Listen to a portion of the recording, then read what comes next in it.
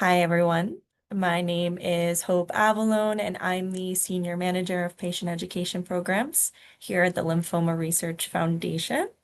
It's my great pleasure to welcome you to our webinar, Update on Hodgkin Lymphoma. During today's webinar, you'll hear from two expert speakers, and you'll have an opportunity to ask questions. You can ask those questions at any time by submitting them through the Q&A box at the bottom of your screen, and we'll address as many as we can at the end of both presentations. And as a reminder, this webinar is being recorded. And at the end of the program, you'll be prompted to complete a program evaluation. It's just a brief survey, and we ask you to complete it because we do incorporate your feedback into future programming. We want to make sure our program is as valuable to you as possible. But before we get into the presentations, I'd like to just share a few brief words about the Lymphoma Research Foundation. We are the largest nonprofit organization that focuses specifically on lymphomas and chronic lymphocytic leukemia. Our mission is to realize the promise of science to eradicate lymphoma, and of course, to serve the community touched by this disease. So in addition to today's program, we have many other programs and services available for you. We offer both in-person and virtual programs throughout the year so that you can continue your learning. I'd also like to specifically highlight our upcoming in-person lymphoma talks. We have these programs in Los Angeles, Houston, and Minneapolis. They're weekday in-person programs with 3 breakout sessions, including one for aggressive lymphomas that encompasses Hodgkin lymphoma. So to view the agenda or register, you can visit lymphoma.org/programs. In addition to our programming, the foundation offers a wide range of support services. Our helpline has master's level trained staff who can provide individualized information on all types of lymphomas, as well as treatment options, clinical trials, and connections to resources like financial assistance. We also have a peer support program called the Lymphoma Support Network. And through the Lymphoma Support Network, we can connect patients and care partners with others who have been through similar experiences. And to get more information about any of those resources, you can reach out to our helpline. Their information is listed here, and it can also be found at lymphoma.org. The foundation also offers comprehensive disease guides and fact sheets, which can be ordered or downloaded for free on our website, lymphoma.org. And please also look for us on YouTube, where we spotlight different lymphoma subtypes and treatment options. And finally, I'd also like to highlight our Spanish language resources for those of you who would either find information in Spanish helpful or know someone who might. I'd also like to take a moment to thank our program supporters. Thanks to their generosity, we're able to host programs like today's webinar. For now, we have a wonderful program planned for you today with 2 expert speakers, Dr. Jamie Florlagi from the University of Rochester and Dr. Alex Herrera from City of Hope.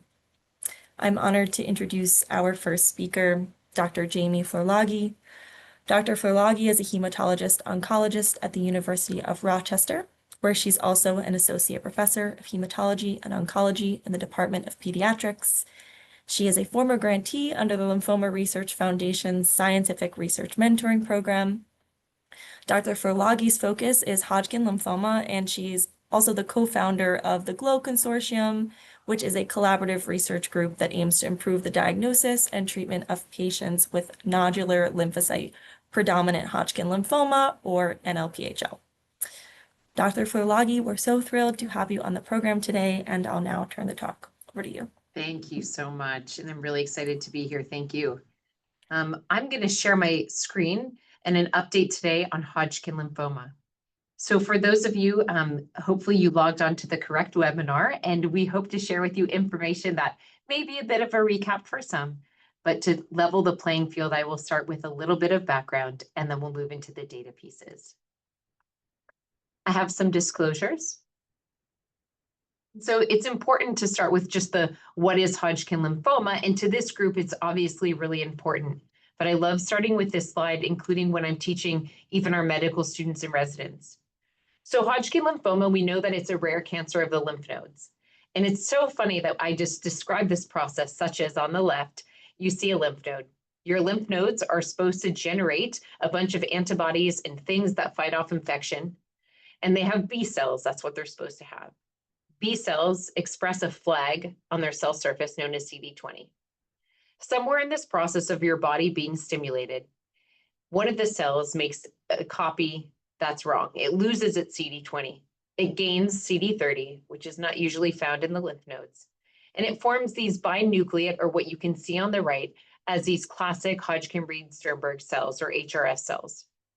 The interesting part is when we go through this process, we really don't know exactly how nor why it happens. And so we explain it as if it's a truth, but it is still a bit of an enigma. But what we do know that this is a cancer of the lymph nodes, that likely what happens is our lymph nodes grow or called proliferate. In that process, again, they lose the marker they're supposed to have on their surface, CD20.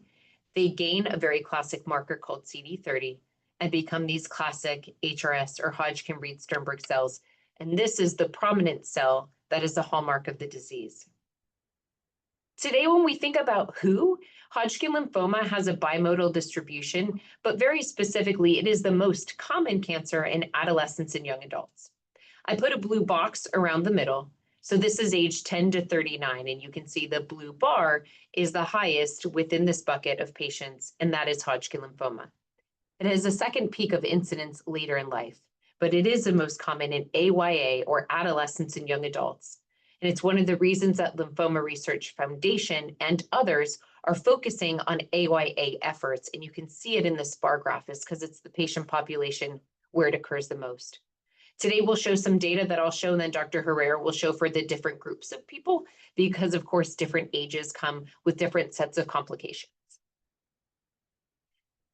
This often comes up, and so just to clarify, there are two main types of lymphoma. And if you look at the branching tree, there is Hodgkin and non-Hodgkin. Essentially, non-Hodgkin is everything else, and it's a more diverse group. But today, we're going to focus on Hodgkin. For most of the data that we are going to show, we're going to show it for the classic Hodgkin lymphoma bucket, which are 4 subtypes of nodular sclerosing, mixed cellularity, lymphocyte rich, and lymphocyte deplete. So when we talk about the data from the classic trials, we will be referring to all of these groups. We will not be referring to nodular lymphocyte predominant, or NLPHL, for most of the data we'll show. I will come very specifically to touch on this disease. That is only about 5 or 10% of all patients who have Hodgkin lymphoma. The majority of patients have classic Hodgkin lymphoma. We always joke, why is the H capitalized? It is on purpose. It is because Thomas Hodgkin was a human.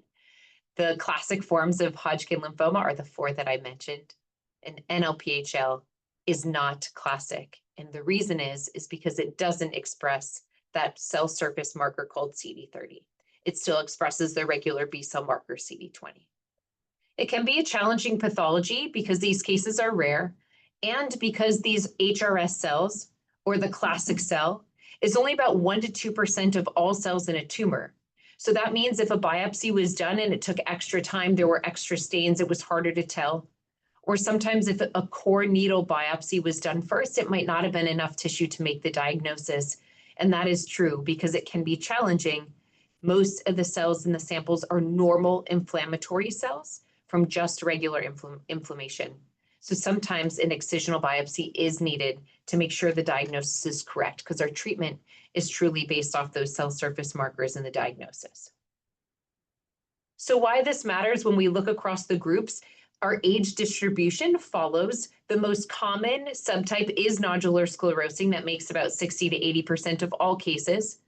The mixed cellularity subtype tends to be younger, associated with EBV or Epstein-Barr virus. The lymphocyte rich is only a couple and associated with older patients.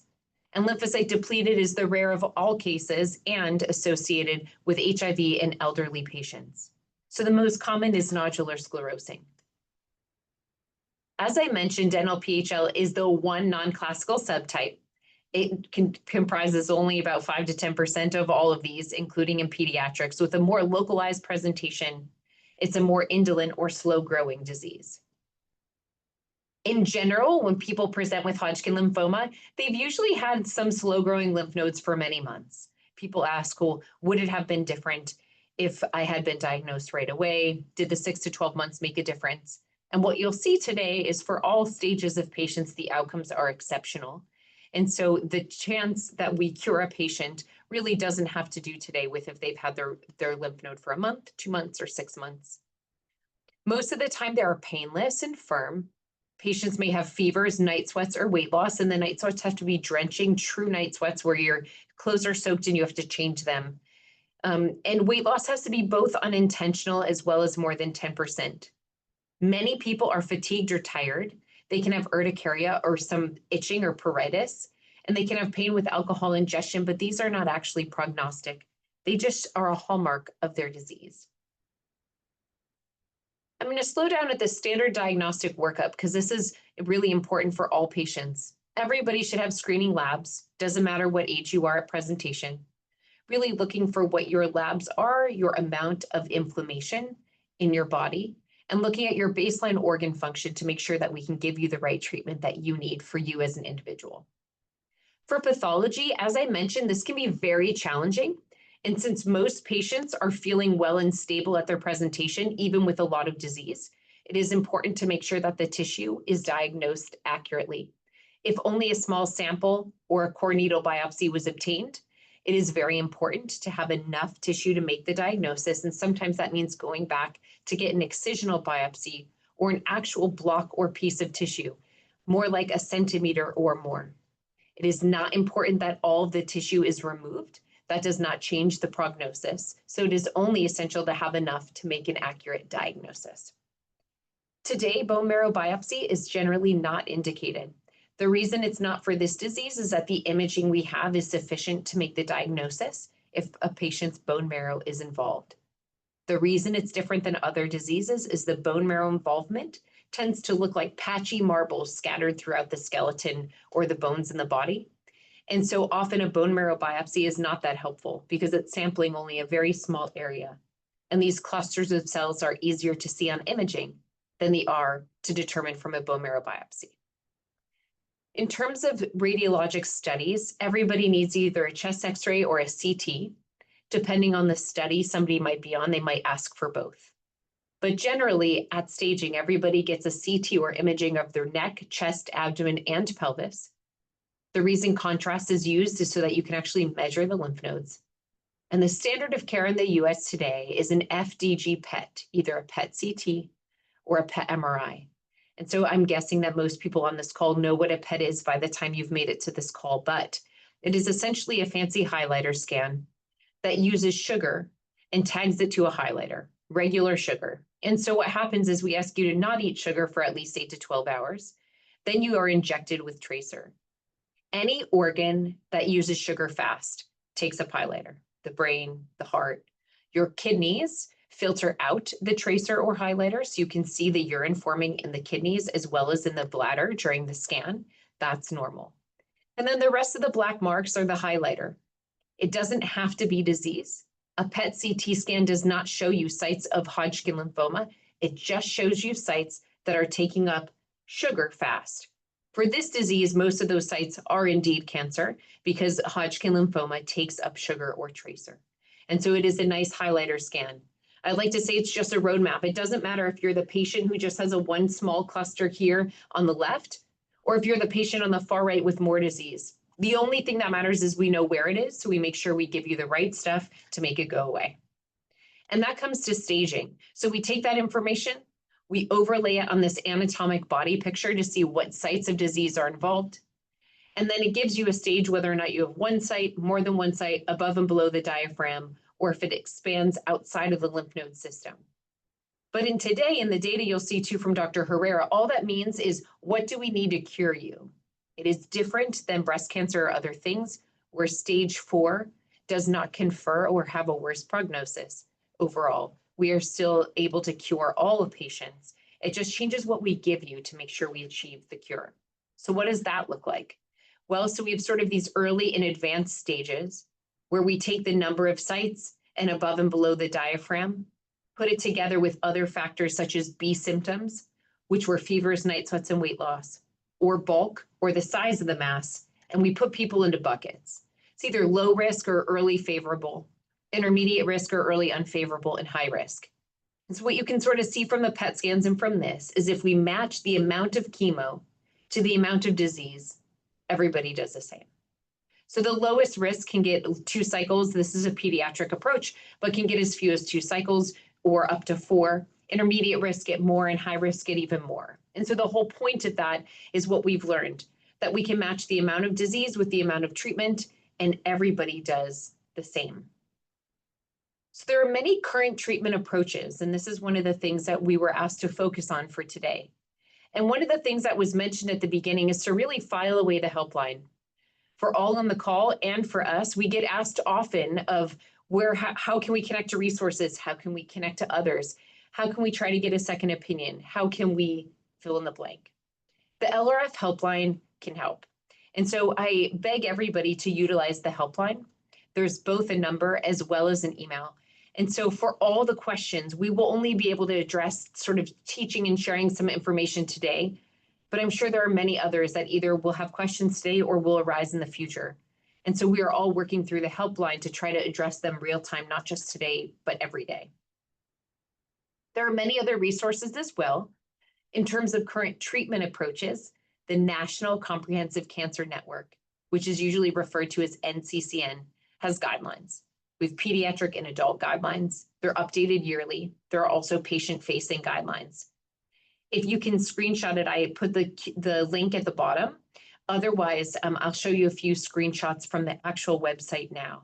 But the point is that there is a regular panel that convenes to update national guidelines based off the data we're going to show. So as trials finish, as they prove what is becoming a new standard of care, these guidelines are updated, and so they are an updated, data-driven source for current standards of care, which is essential, and they are open for everybody to utilize. You just have to make a login. So what it looks like, you go into the site, it says guidelines, you click on the disease you'd like. This is not just for Hodgkin, this is for many diseases, and you have a team of experts that meets every year to review the data, to review the evidence behind that data, and to make some harmonized and recommended guidelines. For Hodgkin lymphoma specifically, you can see that there's classic Hodgkin lymphoma, there's age-specific guidelines, there's management in pregnancy, and there's one for NLPHL, or the rare subtype I was mentioning before. There's also a patient-facing guideline that's very important.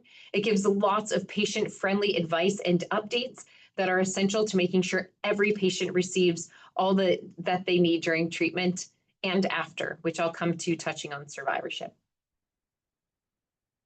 So broad strokes before we show some of the data is that for any current treatment approach, I'll start with early favorable or that low risk. A clinical trial remains the gold standard. So this is an attempt for frontline, which means for patients who have never received treatment yet, what a clinical trial offers is about 10 years worth of data that experts have looked at and created a plan that they think will be better than the standard of care against the standard of care. So why that matters is it's an attempt to use all the things we've learned over the last 5 to 10 years to cure patients better, either with a better outcome or less toxicity in the same outcome. There is a current trial, AHOD 2131, led by the Children's Oncology Group, open for both pediatric and adult patients that's early favorable. But in general, it's a limited number of chemotherapy cycles for early favorable, about 2 to 4. It has often been response adapted in the past, where after 2 or 4 cycles of therapy, a PET scan or the highlighter scan is repeated. And if patients have no highlighter remaining, then and only then is radiation therapy not part of their cure. And patients have generally had an excellent outcome. For early unfavorable or intermediate risk, same thing. What is the number one recommendation? It's a clinical trial. And just like before, AHOD 2131 is also open for early unfavorable or intermediate risk patients in both pediatrics and adults. In general, as you move up from low to intermediate risk, there's more cycles of therapy, so 4 to 6 cycles, again, giving more chemo for more disease to make sure everybody does the same. As you move up and have more numbers of sites of disease and larger volume of disease, the chance you need radiation therapy goes up. And what does that mean? The more sites of disease, the more you need to clear. And radiation therapy was the first cure for Hodgkin. It works very well. The only reason we don't use it today is to spare patients the risks of radiation if they don't need it because they're already cured. But there's no question if it works. So today, as we move up through the risk groups, we've been using radiation therapy for the highest risk, for those for which they still have active cells that did not die after chemotherapy, to radiate just those spots to make sure that any resistant cells never come back. And for advanced stage or high risk, again, a clinical trial is the gold standard. We will show you data that was recently published, and there is not a current open frontline study. Nivo AVD from the S1826 trial is the one that we'll show you and has become the most commonly utilized regimen today. But in general, this is a higher risk, so patients receive more therapy. And if patients do not have an easy response, meaning the highlighter doesn't easily go away, then they need to have escalated therapy in order to achieve a cure. In general, as a pediatrician, there's some different flavors compared to the adult approaches. In North America, we've been using some different backbones that I didn't mention just yet called AEPA or OEPA. All of these letters are a drug, and the reason that this is important is because we start to use more letters, which means more drugs. And the goal is to give less of each one, so the total, known as cumulative dose, is as little as possible. This is very important in pediatrics because we have patients, my youngest patient with Hodgkin is usually about 2, although I already showed most of them are adolescents and young adults. So of course, the 30-year effect of drugs on a 2-year-old makes them 32. The 30-year effect on a 60 or 70-year-old makes them 90 and above. And so the point is that for these younger patients, we have to manage the risk benefit of each of the drugs. And there's been a flavor of trying to give more drugs so you can give less of each one and minimize the side effects. In broad strokes, where are we at today? Well, pretty much every piece of data that you're going to see is utilizing a novel agent. So by combining standard of care chemotherapy with new or novel agents, we're trying to cure patients, air quotes, better. What does better mean? Well, hopefully with less side effects and with better efficacy. So there's 2 main flavors. One is brentuximab vedotin on the left, which is an antibody drug conjugate, an ADC. It's a fancy way of saying it takes a chemotherapy, uses a linker to bring it directly to the cancer cells. So brentuximab takes a drug like vincristine, a microtubulin inhibitor, and targets it directly to CD30, the flag on the outside of the Hodgkin-Reed-Sternberg cells, to try to target it to the cancer. We don't need it to work on all the healthy cells in the body. So one of the mechanisms of trying to achieve a better cure and minimize side effects has been to target a chemo directly to cancer, and that's how an antibody drug conjugate works. So brentuximab is again an older drug, a microtubulin inhibitor, and it is targeted directly to the cancer cells. The next is checkpoint inhibitor, which technically is a true immunotherapy because it doesn't have a chemotherapy linker. Somebody became really smart, and I love this graphic because what it shows is exactly what happens. So this is a science lesson of the day if you haven't learned this, but you have T cells. Your T cells are supposed to see your cancer cells and kill them. But cancer cells are smart, and they bind at another site, and the cancer cell turns the T cell off. So people made a drug, a PD-1 or checkpoint inhibitor, that blocks that second binding site so that a T cell sees a cancer cell and sends a kill signal, and the cancer cell cannot turn the T cell off. So it simply helps your own immune system, your T cells, work better and more effectively at killing the cancer cells by blocking the ability of the cancer cell to turn the T cell off. That is checkpoint inhibition. So the way we've made improvements in the standard of care today is by adding these novel agents. When we took a known backbone on the left, you see 2 curves, a blue and a green, and you can see the green curve is higher. And what you can see is that when you add brentuximab vedotin, the antibody drug conjugate, to ABVD, a known backbone, and make a swap. You take out the B bleomycin, put in a different B brentuximab. The 6-year progression-free survival went up by almost 10 points, from 74.5 to 82.3%. This was also true in the pediatric backbones that are shown on the right. We took a standard of care backbone in pediatrics with an efficacy that was lower at about 82%, added brentuximab in and made a change for the B, the bleomycin, and saw about a 10% improvement in event-free survival, showing these drugs are effective and have less side effects. So they're a double win. So clinical trials improve the future. So thanks to our patients after these series of trials, and if anybody on the call was on them, thank you, because you participated in science that forever changed the standard of care. And that's why clinical trials are so important. They took the data we knew that brentuximab, an antibody drug conjugate, likely worked better than a drug that was already in the combination, and ran a frontline trial to prove it, so that every patient forever can now receive the new standard of care. The next step then was to take, okay, brentuximab, the antibody drug conjugate, let's test it directly against nivolumab. Let's run nivolumab, or the checkpoint inhibitor, AVD, versus brentuximab AVD and see which one wins. This is the data we will show you, but I will just show you the pediatric cohort. Dr. Herrera, who's going to present after, was instrumental in actually running and making this entire study, so I will let him show that piece. But for our pediatric patients, which were a subset, the data was shown, and it was first released in December of 2023 at ASH for our pediatric cohort. Dr. Sharon Castellino showed that the event-free survival was higher for nivolumab AVD, meaning when everything was the same, the only difference was brentuximab, the antibody drug conjugate, versus nivolumab, the checkpoint inhibitor. The checkpoint inhibitor won.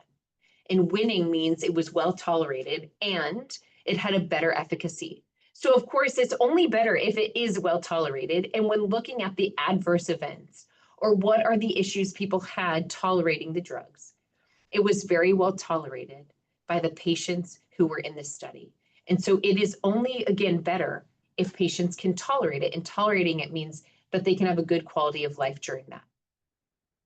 So brentuximab versus nivolumab was better, and it's important to manage the side effects of all of these, short-term and long-term. And I'll posit the data there because, again, I will turn it over to Dr. Herrera. So managing side effects is incredibly important both during therapy and after. Most people hear the most about the acute therapy toxicities such as nausea, hair loss, fatigue, infection or fever risks, financial toxicity, and psychosocial. But late effects are incredibly important as well. So the curve I showed you ends at 5 years or sometimes even 2 to 3 years. But what happens many years later is equally as important. So my plug today, if you are anybody who's experiencing this journey, which I'm guessing you are by your participation, is that survivorship care starts on day 1. This is my patient who has freely given me permission to share this. And why this is so important is because he did have lots of treatment and he was worried about his late effects, and he has had many of them. Late effects are the luxury of a survivor, but we must think about survivorship care as we start. Today, as you'll see, there are many different treatment options available for our patients. For Hodgkin lymphoma, it's a good problem to have. There are many types of cancer that are not curable, but this is one that is, and there are options. So knowing a family history, do you have a significant family history of cardiac toxicity? If everybody in your family had heart disease at a very young age, then maybe we should pick a regimen that won't have radiation to your heart or cardiac region, and that won't have a lot of cardiac toxicity. People's mental health and well-being, we put in a lot of energy to get people through therapy, but we need to put that same energy into after therapy and helping people transition. Their mental well-being and the well-being of their entire person, not just their organs, is incredibly important.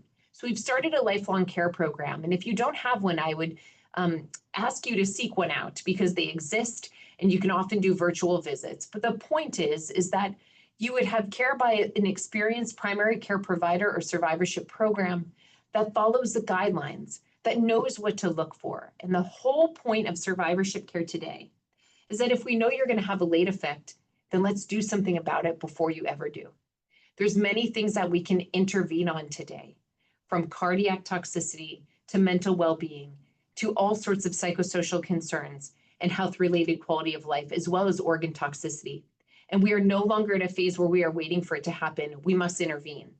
So there are many long-term follow-up guidelines now that show you exactly what to do when. It is no longer a guessing game. So if you have not been following survivorship guidelines, I'd urge you to go to somebody who is, because this is how we can not just help you live now healthy, but to prevent any of the things that we know might happen from the treatment you had to receive. Those were not the options, but now we can make some nice options so we can make sure that you are surviving and thriving. And as people transition, we have to prepare for a new normal after cancer. You know, we celebrate here, I ring a bell with my patients when they're done, but many of the things that people feel this new normal is really hard. And so I put a picture up because we recently had a young adult prom, and it's just a nice time for people to celebrate what they've been through and their journeys together as a group without any providers there, because you really need a village to surround you in order to keep moving, even once they're cured and their cancer is gone.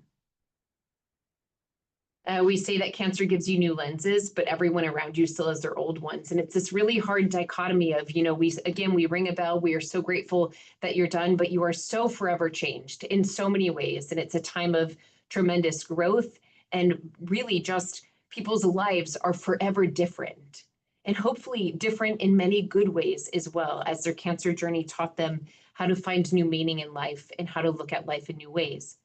But many times it's hard to adjust back to those around you who haven't had this life-changing experience. Sometimes it's really hard to have the same friend groups. You just have different values now. You've been through this transformative experience. So we must treat our patients as a whole and not forget about the things that don't show up on a PET scan. And so supporting healthy lifestyles matter. There's a million different apps now that help you in many ways as a survivor. They're all free. I put 1330, that's our local one. They have an app now that can help you do exercising, even literally while holding a chemo pole. So many people have gotten really creative and are helping us, making sure patients are surviving and thriving. And I'll give you my last story as I turn it over, which is, this is my patient shared with her permission, Jasmine. And during her therapy, she decided that her life forever changed and she wanted to become a nurse. She had never had exposure. She hadn't come from a family where this would have maybe been a reality for her. And through her experience, she then became a nurse and said, I will promise to work with you someday, and came back and did. And she was my nurse. And so there's no better joy but helping find treatments that cure patients, that also leave them both resilient now and for years in the future, and help them grow and thrive. And it's just an honor to be part of their lives. So with that, I will just mention that we are hosting an international Hodgkin symposium. All are welcome. We've actually been bringing in patients as well. So if patients and caregivers want to join, the next one's going to be in Berlin. And you'll notice that I did not talk about NLPHL, the rare subtype. For this subtype, I started a consortium. If you'd like to follow us and need advice, I'd ask you to reach out to LRF or follow our GLOW consortium. One of the reasons is because of the rarity. We would like you to join one of our groups so we can link you to experts, because every patient's questions are very individualized. Right now, we have data coming out all the time that is helping guide treatment and showing that most patients can have de-intensification or can easily achieve a cure with less therapy, but the risk for relapse continues in life. So we need to do some very novel things for these groups of patients. So we're about to open a new trial, a global trial. It's not open just yet. But again, we're not focusing on this data here because we want you to reach out to us. And so if you have questions and you have NLPHL, please call the LRF Hopeline or helpline, or reach out to us directly as well, and we can connect you. So thank you for listening. And with that, I will turn it over to Dr. Herrera. Thank you so much, Dr. Forlagi, for kind of getting us started, sharing some really meaningful stories and also some great resources as well. And I'm now thrilled to introduce our next speaker, Dr. Alex Herrera. Dr. Herrera is the Chief of the Division of Lymphoma at City of Hope, where he's also the Associate Medical Director of the Briskin Center for Clinical Research and a professor in the Department of Hematology and Hematopoietic Cell Transplantation. He was also a grantee under the Foundation's Lymphoma Clinical Research Mentoring Program. And last but not least, he is now a member of the Foundation Scientific Advisory Board. And we're thrilled to have him back for another patient program. So Dr. Herrera, thank you so much. And I'll now turn the talk over to you. Thanks so much, Hope. And thanks to Dr. Forlagi. That was a really fantastic and comprehensive presentation that I'll really just try to build on. And kind of focus on how we manage Hodgkin lymphoma in adults to supplement what Dr. Falagi has already discussed. So here are my disclosures. So I guess I just wanted to emphasize something that Dr. Falagi mentioned and really highlight, the way we manage this disease. The intent is to cure patients with Hodgkin lymphoma. And I think it's really important to say that the great majority of patients will be cured. Obviously, we make no promises. I always promise my patients that I'll do my best to cure their disease. That's the promise I can make. But but really, truly, thankfully, because of the advances that we've made in treatment, we are able to cure the great majority of patients. As Dr. Falagi mentioned, really the treatment is guided. How we treat patients is really determined by the patient's stage, and so that's why before we start treatment, we're going through all of this, kind of exercise of trying to understand exactly where the disease is. Many cancers, the stage has really important implications for how likely we are to cure it, not with Hodgkin lymphoma, but it determines how we treat the disease. So after reiterating those points that Jamie made really nicely, let's jump into how we treat Hodgkin lymphoma in adults. For early stage disease, very similar to what Dr. Falagi mentioned, the classic standard therapy has been to combine chemotherapy with radiation therapy, and we cure about 85 to 90% or more of patients. We can also use chemotherapy alone for patients with early stage disease, and we'll really briefly touch on that. For patients with advanced stage disease, that's stage 3 or 4, I guess I have to update my own slides, and I'm glad to see that here it says 75 to 85% cured, but that's really with our historic regimens, and based on the new updates that we're going to present today in the treatment of advanced stage Hodgkin lymphoma, really that's up to more than 90% of patients that we're curing with stage 3 or 4 Hodgkin lymphoma. So the history of treating this disease is relevant for how we have kind of how the treatment has evolved over the course of now decades. So the way that we initially discovered that we could cure this disease was primarily with radiation. We used really large extended fields of radiotherapy. A patient's entire uh, what's called the mediastinum or chest area, their neck, under their arms, all the way, kind of we basically radiated every lymph node for the most part in the body where Hodgkin lymphoma could present. And we were able to cure patients that way. Ultimately, we understood that if we added chemotherapy to that radiation, that cured more patients, and we could improve the cure rate from, let's say, 70s to 80% to over 80%. But as you can imagine, when we used our older forms of chemotherapy and these really kind of extended large fields of radiation where there was a lot of, you can imagine a lot of collateral damage to the underlying organs, there were a lot of late effects, as Dr. Falagi mentioned. And so you can see from this schematic, after the risk of the Hodgkin lymphoma returning basically plateaus, right? So after the first couple of years, relapse is quite rare, but you can see that over time, having a second cancer or having heart disease or pulmonary disease, lung disease, as a consequence of the therapy that we give, that increases over time because of how we were administering therapy. So I won't take you through every individual study. I think Dr. Falagi has already kind of started to really discuss the conceptually, kind of how we think about treating this disease. But I'll just say, we in adults, we also divide early stage disease into favorable and unfavorable. But that all is kind of pretty parallel and congruent. There are some differences in the treatment regimens that we use. It's really been kind of either ABVD or BACOP historically for early stage disease. And as I mentioned, either we use a combination of chemotherapy and radiation, or we use kind of chemotherapy alone. And what we've been able to do is over time go from radiating nearly all the patient's whole kind of body or all the lymph nodes in the body to really honing in just on the lymph nodes that are involved by Hodgkin lymphoma.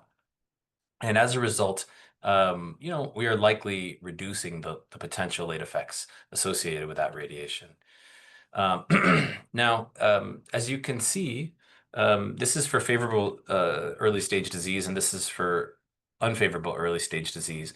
With unfavorable disease, we use more cycles of chemotherapy and a higher dose of radiation when we're using the combination of chemo and radiation. Or if we're using chemotherapy alone, we use more cycles of chemotherapy if it's unfavorable disease. But I think the key thing to think about with early stage disease is when we use a combination of chemotherapy and radiation, that's associated with the highest cure rate. We're really talking about cure rates in the 90, to 95, 96, 97% range. When we use chemotherapy alone, that probably impacts the cure rate slightly. We probably are curing less patients with the initial treatment, but of course we're avoiding radiation. And when do we think about doing that? Well, we think about doing that particularly for example, in young female patients where they have the lymphoma in their chest, and we'd be using radiation to the chest, which would put a young woman at risk for secondary breast cancer down the road, and that risk is highest when the patient is youngest. And so, in that case, we may opt to use chemotherapy alone and not radiotherapy to avoid that long-term second cancer risk. So these are discussions that we have with our patients who are diagnosed with early stage disease. It's really a risk-benefit discussion that we have, and each of these discussions and decisions is a personalized decision. Now, as Dr. Ferlagi mentioned, we do have some new trials in early stage Hodgkin lymphoma. We've started to incorporate the newer drugs, but none of that is standard as of yet. It's still kind of in the clinical trial scenario primarily. So I'm going to move now to advanced stage disease, where we really have made a huge impact and completely changed how we treat this disease. So originally we used a chemotherapy regimen called MOP many years ago. Then we incorporated what's ABVD now, which has become a standard. And then we compared ABVD to MOP, kind of combined with ABVD, and showed that the outcomes were just as good, and there was less toxicity when we got rid of the MOP. So ABVD became the standard of care. We were doing this, in the Americas and in North America, whereas, in Germany and in Europe, parts of Europe, they were studying this regimen called BIACOP, which is more intense, uses more chemotherapies, and is associated with more toxicity, but is also associated with,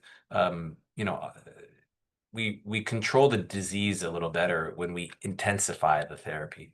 Unfortunately, some of the drugs that we use in this regimen, for example, one of the P's in BIACOP is procarbazine, is associated with a high risk of infertility and second cancers down the road.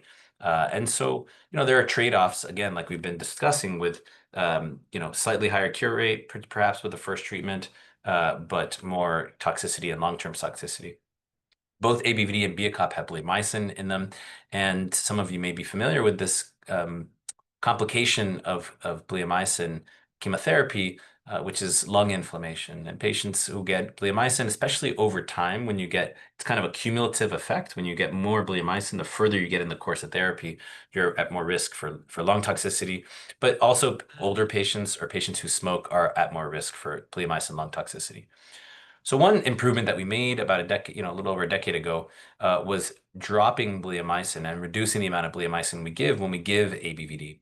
And so the RATHL study compared ABVD, patients who had a negative PET scan after 2 cycles of ABVD got randomized to getting AVD for 4 cycles, so dropping the bleomycin, or continuing a full course of ABVD for 6 cycles in total. And we found that patients who had the bleomycin dropped did not have worse outcomes. Really, the outcomes were similar. And so it was safe to drop the bleomycin. And now that's a standard maneuver. If a patient's getting ABVD, we drop the bleomycin if the PET scan's negative after 2 cycles and just continue AVD for the last 4. Now with BIACOP, we also learned that we could adapt the amount of BIACOP that we give based on PET scans. And so, we understood that we could, if a PET scan was negative, we could give fewer cycles of BIACOP. Logically, that makes good sense. And we showed that in a randomized study.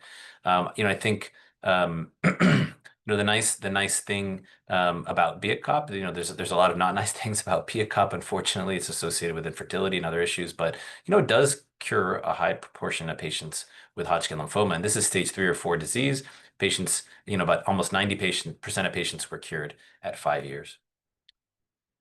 As I mentioned, there are toxicities of BIAC-COP, including infertility and second risk of of second cancers, leukemia down the road.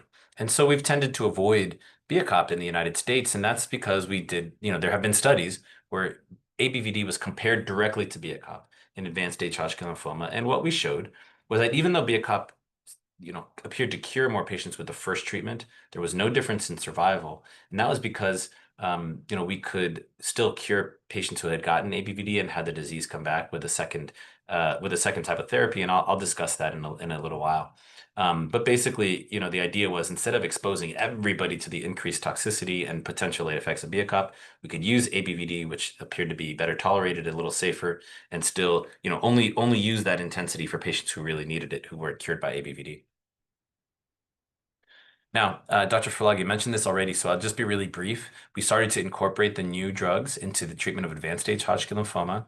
We substituted out the bleomycin, the drug that can cause that nasty lung toxicity. We substituted that out and incorporated brentuximab vedotin in, which is the antibody drug conjugate. Think of it like a heat-seeking missile. It's an antibody, has chemotherapy linked to it. The antibody finds the cancer and drops the chemotherapy off right into the cancer cell. So we compared in a randomized way brentuximab with AVD compared to ABVD for 6 cycles. And as Dr. Ferlagi showed, the incorporation of brentuximab improved the cure rate with frontline treatment. And you can see here it was a reasonably large difference, about 8% here. The issue is that brentuximab increased the amount of peripheral neuropathy that we saw in these patients. It also increased the proportion of patients who had fevers and infections, and that required us to use GCSF, or growth factor. So all in all, we improved the cure rate, but unfortunately, there was an increase in toxicity that we observed. Now, ultimately, this study showed that the incorporation of rituximab improved overall survival, not just the cure rate, and so it really did become a standard. So as Dr. Ferlagi mentioned, we had a newer type of therapy, immunotherapy or checkpoint blockade, that had this really unique rationale in Hodgkin lymphoma. It was such a targeted therapy because the Hodgkin lymphoma cancer cells have a genetic mutation in them that causes them to overexpress the target for nivolumab, for checkpoint blockade. That's what, in part, what allows Hodgkin lymphoma to be a cancer. It has this genetic mutation that allows the cancer cells to camouflage themselves from a patient's immune system. Now, thankfully, there was a Nobel Prize won for this, but we figured out what that signal, what that camouflage was that allowed the Hodgkin lymphoma cell to hide, and we developed a treatment, an antibody, to block that signal, unmask the cancer, and let the immune system fight the cancer. So we found that these drugs were really effective for treating patients with very resistant Hodgkin lymphoma. And the question was, if we brought it into the initial treatment, could we improve the cure rate compared to brentuximab vedotin AVD, which was associated with a higher cure rate than ABVD? And so we did this randomized phase 3 study that Dr. Ferlagi mentioned in detail. So I'll just move on to showing the data. As Dr. Ferlagi mentioned, it was a really incredible collaboration between the pediatric oncology, cooperative group in North America and the adult, kind of clinical trial cancer cooperative groups. And we enrolled about a quarter of patients under the age of 18. 10% were over the age of 60.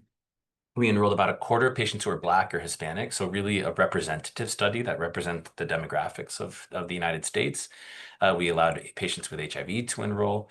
And what you can see is that overall, nivolumab AVD was better tolerated than rituximab vedotin AVD. Maybe a little hard to tell from this particular figure, but here you can see some of the key toxicity highlights.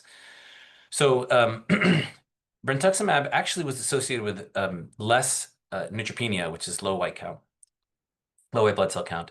But that's not a surprise because the brentuximab patients were required to receive growth factor. Giving growth factor GCSF is a must when you're giving brentuximab because of that increase in fevers and infections and things and that type of side effect. But what was important was that the increased low white blood cells that we saw with nivolumab did not increase the rates of infections or febrile neutropenia or those types of complications. Any of you who received ABVD know that basically it's universal. Patients are always going to have, white blood cell counts that basically go all the way down to zero. But usually there's not a functional consequence of it, not associated with infections. And that's what we saw with Nivo AVD. Now, in terms of other side effects, we did see quite a bit more bone pain with brentuximab AVD because patients were getting those growth factors. There was quite a bit more, almost double the amount of peripheral neuropathy that we saw with brentuximab vedotin AVD. Nivolumab AVD was associated, even when patients did get neuropathy, it was usually very mild, whereas in the brentuximab patients, they had quite, a lot more severe neuropathy.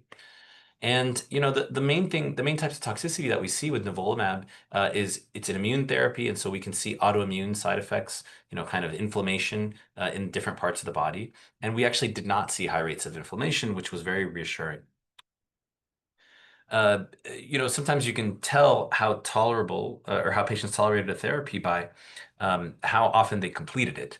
And so there was quite a bit more discontinuation of brentuximab vedotin as compared to nivolumab, as you can see here. 12% of patients in the BV arm discontinued treatment altogether, as compared to less than 8% in the Nivo arm. And then if you look at patients who just continued either brentuximab or nivolumab, it was more than 22% of patients who discontinued BV in the brentuximab group, and less than 10% who discontinued nivolumab, but continued the other drugs in the Nivo group. And dose reduction of brentuximab happened almost 30% of the time. Now, we've been talking about radiotherapy for early stage Hodgkin lymphoma, and it has been a practice to use radiation for patients with advanced stage disease who met certain criteria, especially in pediatric patients, like Dr. Farlagi mentioned. And one really special thing about SWOG-S 1826 was that we were able to, because of the different criteria that we were used, and because we incorporated nivolumab, very few patients received radiotherapy, which is really an important advance, I think, in the field in terms of reducing the potential long-term consequences of the therapy that we give. Well, most importantly, I think this is really what moves the needle, is that nivolumab AVD improved the progression-free survival or the cure rate. With frontline therapy at 2 years, 92% of patients were alive and in ongoing remission, compared to 83% with brentuximab vedotin AVD. And what's important is that if you look across the different types of patients that we enrolled in the study, so whether they were younger or older, whether they had high risk international prognostic score or low risk international prognostic score, whether they had stage 3 or stage 4 disease, whether they had B symptoms or didn't, nivolumab, really appeared to benefit all of those individual subgroups of patients. There wasn't anybody any group of patients who didn't benefit from nivolumab, from the introduction of the nivolumab therapy. Overall survival was similar between the regimens, but this is quite early. It's still, we need to follow up these patients for a longer period of time to understand whether there's an impact on the survival. So just to briefly summarize about nivolumab AVD in the S1826 study, nivolumab AVD improved the progression-free survival or the cure rate in advanced stage Hodgkin lymphoma, and that was consistent across the different types of patients we enrolled. Nivolumab AVD was better tolerated than rituximab vedotin AVD. There were fewer treatment discontinuations, less neuropathy, and there was not an increase in infections. And we saw very few immune-related adverse events. Very few patients received radiation therapy at the end of their treatment. And really, based on this study, nivolumab AVD has become the new standard treatment for advanced stage Hodgkin lymphoma. Now, some of you may be aware of the efforts in Germany and Europe to also improve on BIACOB. So we've improved on ABVD over the years. We introduced brentuximab to brentuximab vedotin AVD, and then we introduced nivolumab and kind of got to the best efficacy, the best effectiveness, and the best tolerability. Well, with BIACOB, They also introduced brentuximab and, adapted this regimen called BRICAD, which is just, I'll show you the differences, but, no need to think about this. But importantly, we got rid of these drugs that were causing a lot of the infertility, and we substituted in more modern drugs that didn't cause quite as much toxicity. But importantly, also we introduced brentuximab vedotin. And what you can see is when we measure the hormone levels of patients, either female or male patients, after they receive BRICAD as compared to BIACOP, their hormone levels return to normal after treatment. This is a year after treatment. So that at least is pretty promising that BRICAD doesn't seem to have the same negative impact on fertility that BIACOP does, but we need longer term follow-up on that. And importantly, BRICAD actually was able to improve what was already a very high cure rate compared to BIACOP. So BRICAD actually at 4 years, 94% of patients were cured, which was better than the 91% of patients we saw with BIACOP. Now, some important things to think about. So if a patient is unfortunate to be diagnosed with advanced stage Hodgkin lymphoma, and we're thinking of weighing these options, what are the things that we are weighing? Well, at least in my mind, there's a pretty big difference in the tolerability or the toxicity differences between the two regimens. The BRICAD is associated with quite a lot of low blood counts. A quarter of patients are going to need a red blood cell transfusion. 17% of patients are going to need transfusion of platelets. 28% of patients are going to have what's called fever and neutropenia, low white blood cell count and fever, which means they need to come into the hospital actually to get IV antibiotics. 20% of patients are going to have a severe infection. And on the right, you can see in parentheses, all of those rates are much, much lower with Nivo AVD. Additionally, 14% of patients who got BRICAD required radiation compared to less than 1% with S1826 with Nivo AVD and S1826. So, just not to say that one is better than the other per se. We really haven't compared the two, so we can't say that. But there are definite differences in how a patient is going to feel during these regimens, and maybe needing to get a blood transfusion or go to the hospital. I'll just briefly touch on treating older patients with Hodgkin lymphoma. It's a particular group that we focus on because historically, they haven't had as good outcomes as younger patients. Older patients tolerate chemotherapy less well due to having other medical problems, or having some frailty as patients get older. There's increased risk of bleomycin lung toxicity, and that impacts our ability to give treatment to these older patients, since our treatment for Hodgkin lymphoma is combination chemotherapy. Now, there was some attempt to include brentuximab vedotin into the treatment of older patients, and that instead of combining the brentuximab with the AVD, we gave it sequentially, which helped reduce the toxicity some and still led to great outcomes. But as I showed you, we did include older patients in the S1826 study, and older patients did far better with nivolumab AVD compared to brentuximab vedotin AVD. 89% of patients were alive and in remission at 2 years. Now that's really a remarkable feat. Most time, with ABVD and brentuximab vedotin AVD, older patients have always had poorer outcomes. They have not had as high cure rates as younger patients. This is the first time that we've done a study, kind of studied a treatment in Hodgkin lymphoma where in older patients, the outcomes were basically, similar to the younger patients. And so, this really has become a standard for older patients who can tolerate combination chemotherapy. And the survival was actually even better in patients who got nivolumab AVD as compared to brentuximab vedotin AVD. Again, this is specifically in older patients who can tolerate combination chemotherapy. So what if a patient can't tolerate combination chemotherapy? Well, we can use these new drugs, without the full chemotherapy course attached to them. So we've used brentuximab vedotin combined with nivolumab, so just kind of a chemotherapy-free regimen. We've combined brentuximab with individual chemotherapies and shown that the response rates are high and can actually lead to durable response. Okay, so Dr. Falagi and I have shown you that we can really cure the great majority of patients with Hodgkin lymphoma with the first treatment. But what if we don't? What if we aren't able to cure a patient with the first treatment? I always tell my patients, look, even if we can't cure your Hodgkin lymphoma with the first treatment, we have additional treatments that can get the disease back into remission, and we can get the patients to a long-term cure, with a stem cell transplant. And so for patients with treatment-resistant Hodgkin lymphoma, we historically have given, a different type of chemotherapy, and then taken patients to autologous stem cell transplant. So what does that mean?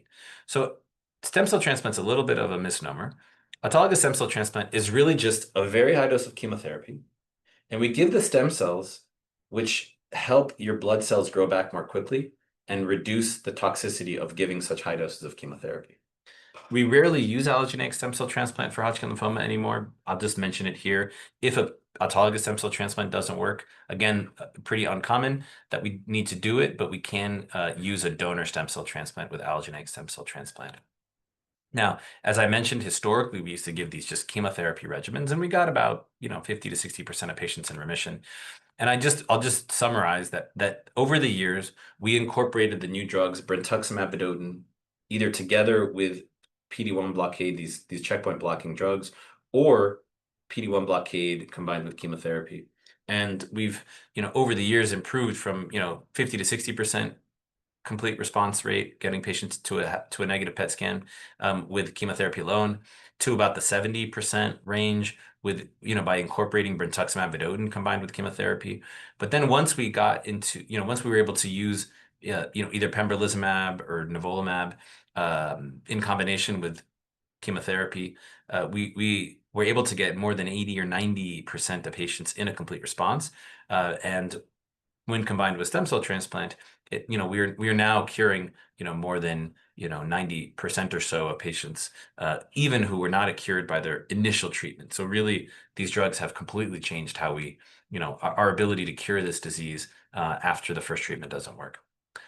So what happens for patients who are not cured by a stem cell transplant? Now, also, many patients may have gotten ABVD in the past, or with or without radiation, and now the disease comes back, and they're not, they have not received these new drugs, or they got a stem cell transplant years ago, and the disease comes back. So we do use these drugs by themselves, brentuximab and PD-1 blockade. We also can use brentuximab after autologous stem cell transplant as consolidation to try to prevent a relapse.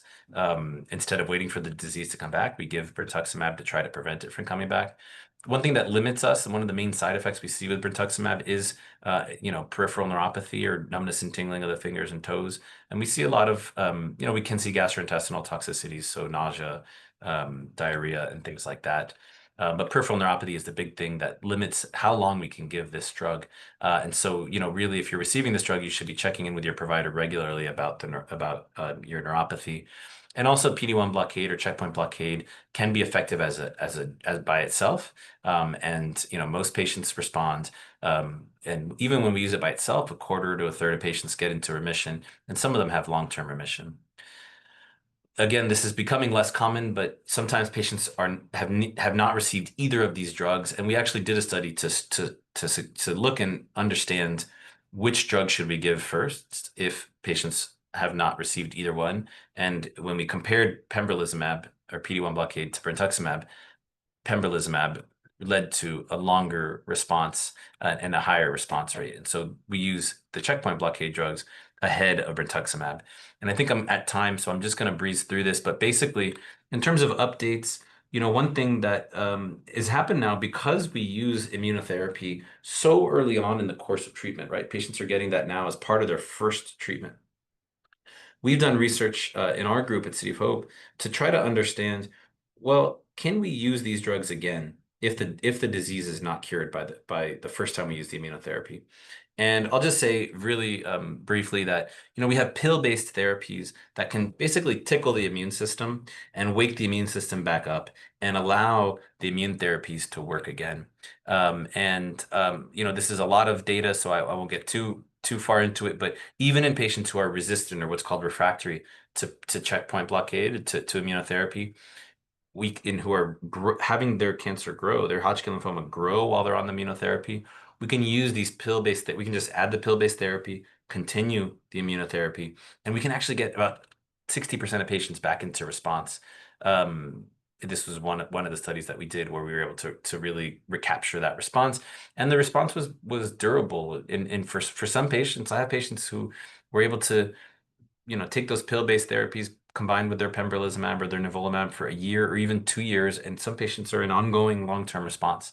That's the minority of patients, but it can be a really meaningful way to recapture response to these therapies And I think just in the interest of making sure we have time for questions, I will, basically just breeze through this. There are new drugs in development, including new checkpoint blocking drugs that we can combine together with pembrolizumab or nivolumab, and we're studying those drugs those combinations can be effective in patients with very resistant Hodgkin lymphoma.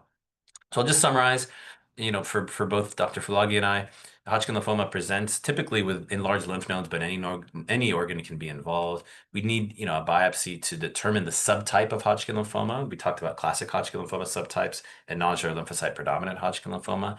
We stage with a PET CT, and Dr. Falagi kind of took you through, what a PET CT is and the different stages.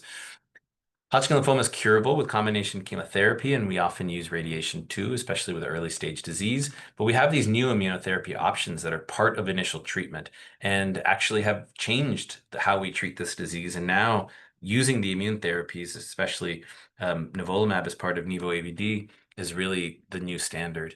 And even when frontline, the first treatment doesn't cure the disease, cure is still possible with the second types of treatment and a stem cell transplant. And even very resistant tumors can still respond to new treatments. So I'll stop there, and Dr. Falagi and I are available to take any questions. Thank you so much, Dr. Herrera. And like you said, we're just going to get into some questions now. I know one just popped in. I know, Dr. Herrera, you talked about some new treatment options, and this person is wondering if CAR T has been shown to be useful for Hodgkin lymphoma patients. Oh, it's such a great question. We have studied CAR T cells in Hodgkin lymphoma, and I've treated, several patients on various different clinical trials. What I'd say is that so far, I would say the jury's out. We did see responses to CAR T cell therapy. They just haven't been as durable and haven't made as big an impact as we've seen in non-Hodgkin lymphoma. In non-Hodgkin lymphoma now, CAR T cell therapy can result in long-term remissions in patients. We haven't really seen that with Hodgkin lymphoma. So I think we still have some work to do with CAR T cells. It's a great question. Thank you. Let's see here. I know, Dr. Falagi, thank you for typing out some responses to some of the questions we've received. And it looks like another one just popped in, Dr. Falagi. How does diet, if at all, impact the effectiveness of treatment for Hodgkin lymphoma? I think this is a great question that comes up a lot. One thing that I sort of caution is there's been a lot of things about nutrition, and certainly fuel for our bodies matter. But one of the most important things is that keeping everybody as stress-free and as healthy as possible during therapy is the best we can do. What that looks like is that there is not a diet that says if we avoid all external sugar sources or other things that your outcome is going to be different. What we have learned is that capitalizing on patient-facing time to teach people healthy choices and other things, because it's not just the impact during therapy, it's for years after. And actually, many patients gain weight during therapy, unlike some other cancers where people lose weight. So how much weight you gain also matters, because if anybody's tried to lose weight, it can be very challenging. So all that to say, diet is important. There is not a specific diet that changes the effectiveness of your therapy, although there are a few things to be avoided because some high-dose supplements counteract certain chemotherapies. And certainly discussing that and utilizing that time to sort of learn more about diet and your body and what is needed for you as an individual and your own health risks is probably the best utilization of nutrition during therapy. Thank you, Dr. Falagi. And Dr. Herrera, we just got another question. Is there any research using bispecific antibodies with Hodgkin lymphoma? Great question. Yeah, another great question. So there was a clinical trial using a bispecific, and so the question, just for the audience, bispecific antibodies, kind of the parallel to what we were talking about with CAR T cells. CAR T cells have made a huge impact of non-Hodgkin lymphomas. Bispecific antibodies, it's kind of a dual antibody. On one side is the antibody that finds the cancer. On the other side is the antibody that finds the immune cells, our T cells, our own immune system, brings the immune system to the cancer to fight the cancer, instead of just letting the immune cells swim around and eventually maybe find the cancer. Okay, so in non-Hodgkin lymphomas, huge impact. very effective drugs. They're FDA approved, and we've actually started to study them as part of the initial treatment for non-Hodgkin lymphomas. In Hodgkin lymphoma, we had a clinical trial that used a CD30 targeted bispecific antibody. It was combined, it was CD30 on one side or CD3, finding the T cells on the other side. The study was stopped early, unfortunately, because of some rashes and toxicities that were seen. And so, again, like for example, one of our labs here at City of Hope is trying to develop new bispecific antibodies for Hodgkin lymphoma. So I think it's an area of active research. It's just not as far along as it is in non-Hodgkin lymphoma, unfortunately. Although I should say there is a clinical trial for nodular lymphocyte predominant Hodgkin lymphoma Yes. because it expresses CD20. And so we have that trial open. I don't know if you guys have it at University of Rochester, but Mosunetuzumab. So yeah, bispecifics, there's certainly a role and a place. I think it's where the sort of entire field is going, where you can target your immune cells to the cancer itself. But for those on the call today, there is not a bispecific for classic Hodgkin lymphoma, nor is there one sort of on the horizon next year or so, but we'll keep trying. And I don't know that there's anything specific also about NK cells or anything else right now, unless City of Hope has anything open. That was the next question. I haven't seen any NK cell data. In general, your immune system needs to clear your Hodgkin-Reed-Sternberg cells, but primarily this checkpoint inhibition of having your T cells see the cell and kill it and sort of blocking that off signal has worked the best in the drugs that we have today for Hodgkin lymphoma. yeah, absolutely. So at MD Anderson, they did a study where they didn't engineer the NK cells, but what they did is that they had a bispecific antibody that bound the NK cells instead of the T cells, and then found the cancer, found the NK cells. They infused NK cells along with that. Now, at MD Anderson, there seemed to be nice responses to that, and some of them were durable. There was a large multi-center phase 2 clinical trial that we participated in with a similar, not exactly the same approach. And the data were just presented at ASCO. And, I think, again, it remains to be seen whether the responses, whether it's going to cure patients, right? Whether these responses are durable. But that particular study, I think maybe shows some promise, although I'm not sure that study is going to continue, again, unfortunately. But yeah, we're still doing a lot of research to try to find new drugs. It doesn't, I think sometimes patients, we understand, and we see patients with very resistant Hodgkin lymphoma all the time, and it's hard to hear about all these advances in the initial treatment we're now curing 90+% of patients, but we are still looking for new drugs, studying new drugs, and trying to find options for patients with very resistant Hodgkin lymphoma. And that leads into the next question. So yeah, and I think we can kind of combine those last You two guys are so questions. good. I can't see. I don't know where do you guys you're see these good. questions. But this is really important. So for somebody here it who is. has failed everything. So one of the things that we sort of breeze through at the end, and Dr. Herrera breezed through, is there are many drugs. First of all, very few people fail everything, which is a good problem to have in Hodgkin. For those that do, we can often utilize the drugs we know to get rid of the disease or detectable disease and use that autologous transplant where you can wipe their immune system and try to reset so that if they ever made one of these cells again, their body would clear them. So that being said, yes, there are actually a lot of drugs that do have some efficacy in Hodgkin.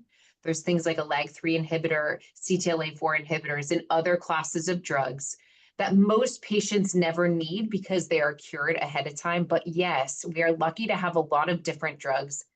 And like you saw in Dr. Herrera's data, some of the data actually, the drugs resensitize your body, and you can give chemotherapy that people have already seen.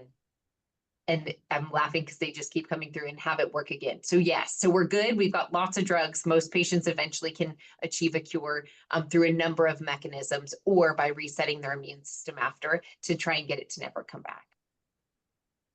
And when there's a question, sorry, now I found out where the Q&A is. There's a question about allogeneic stem cell transplant. And I guess I'll say, it's the way that the question was asked is, if an auto transplant doesn't cure the patient, should we do an allo next? And here's the next is the word that is a little tricky there. Typically, if a patient has an autologous stem cell transplant, it depends on what they've had beforehand.